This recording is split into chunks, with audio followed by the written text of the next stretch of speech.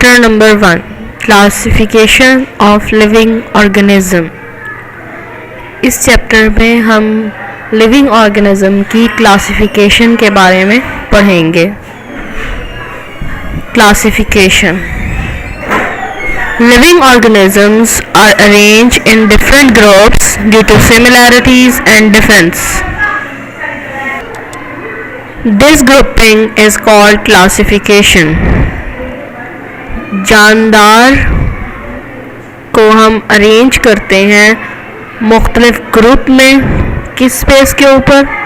उनके स्ट्रक्चर और करैक्टरिस्टिक्स की सिमिलैरिटीज़ के बेस पे और उनके डिफरेंसेस की बेस पे। ये जो ग्रुपिंग है कहलाती है क्लासिफिकेशन। अब हम एक्सप्लेन करेंगे कि क्लासिफिकेशन क्यों ज़रूरी है। Classification is necessary for the study of living organism. Living organism की स्टडी के लिए, क्योंकि लिविंग ऑर्गेनिज्म बहुत डाइवर्स फॉर्म में इस वर्ल्ड में रहते हैं, तो अगर उन्हें क्लासिफाई किया जाए तो हम ज़्यादा अच्छे तरीके से उनकी स्टडी कर सकते हैं। It tell us about interrelationship among them. ये हमें बताता है, क्लासिफिकेशन हमें बताता है कि किस तरह से एक ऑर्गेनिज्म दूसरे ऑर्गेनिज्म के साथ इंटर रिलेट है।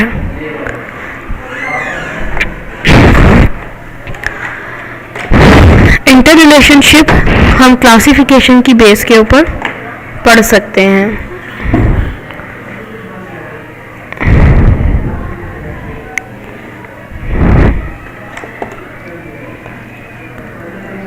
साइंटिस्ट ने क्लासिफाई किया लिविंग ऑर्गेनिजम्स को डिफरेंट ग्रुप्स में करैक्टरिस्टिक्स की बेस के ऊपर। Scientist have classified the living organisms on the earth into different groups based on their characters. Firstly, scientist ने तमाम ऑर्गेनिजम्स को टू ग्रुप्स में सेपरेट किया, plants and animals. Firstly, they categorise all living organisms into two groups, plants and animals. अब सबसे पहला group जिसमें organised किया गया वो सबसे स्मॉल नेकेड ऑर्गेनिजम्स का था, जो हमें माइक्रोस्कोप से भी नज़र नहीं आ सकते। वो था माइक्रो ऑर्गेनिजम्स।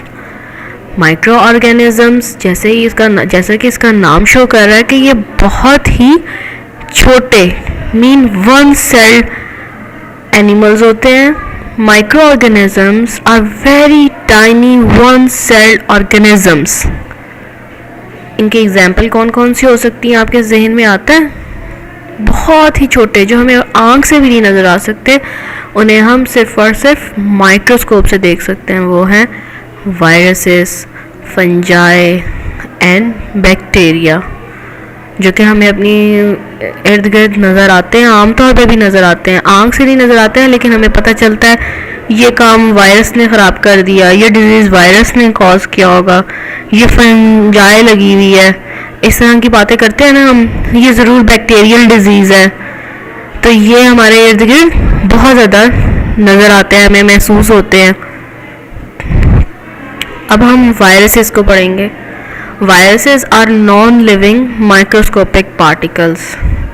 ये नॉन लिविंग तरह के होते हैं पार्टिकल्स, इसलिए इन्हें कहा गया कि क्योंकि ये नॉन लिविंग नेचर होते हैं।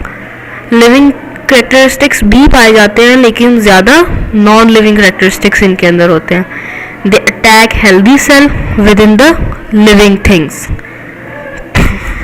Classification as both living and non living, इनको हमने लिविंग में और नॉन लिविंग में क्लासिफाई किया है। नॉन लिविंग इस वजह से कि ये क्रिस्टलाइन फॉर्म में रहते हैं, लिविंग इस वजह से कि ये ग्रो करते हैं, अपनी कॉलोनी बनाते हैं और नंबर ऑफ एटम्स इनके इंक्रीज करते जाते हैं।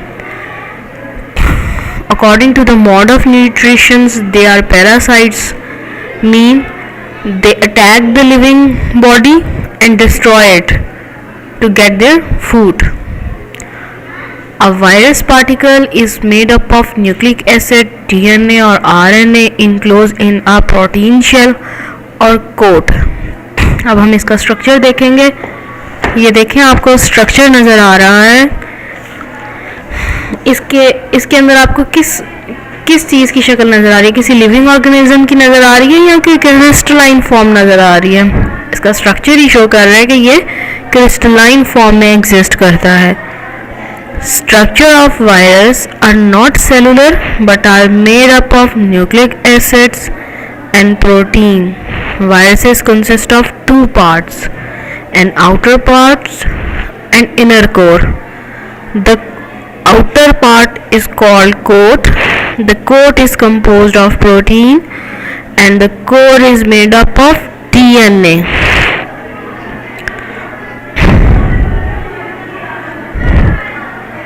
स्ट्रक्चर के बाद अब हम देखेंगे कि वायरसेस किस तरह की डिजीज़ कॉज करते हैं. Disease of viruses. Disease caused by viruses including the common cold, influenza, chickenpox and cold sores. बहुत सारी सीरियस डिजीज़ ये ह्यूमन बींग्स में भी कॉज करते हैं, such as Ebola, AIDS, influenza, measles, polio, cancer, SARS. These diseases are caused by viruses.